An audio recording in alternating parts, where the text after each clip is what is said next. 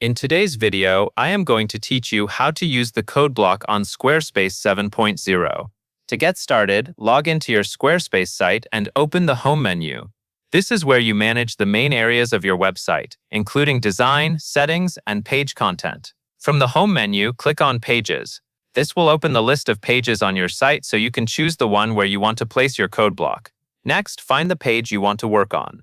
Once you have selected the correct page, click Edit over the page preview. This takes you into the page editor, where you can make changes directly to the layout and content. If you are updating an existing page, it is a good idea to quickly confirm that you are editing the right section before adding anything new.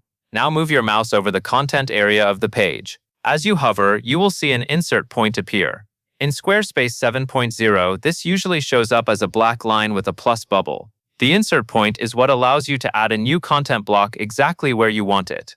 Take a moment here to place it carefully because the location of the block affects how your content will appear on the page. When the insert point appears, click it to open the block menu. This menu contains the different types of content blocks you can add, such as text, images, galleries, and more. From this list, choose Code.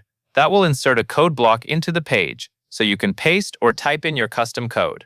The code block is useful when you need to embed third-party tools, add custom elements, or display code-based content inside a page. As you use it, make sure your code is accurate and properly formatted, since even a small mistake can affect how it displays. It is also helpful to preview the page after inserting the block so you can confirm that everything appears the way you expect. Once the code block is in place, you are ready to continue with your custom content inside that section of the page. The main part of the process is simply navigating to the correct page, entering edit mode, choosing the right insert location, and selecting the code block from the menu. That covers everything you need to know.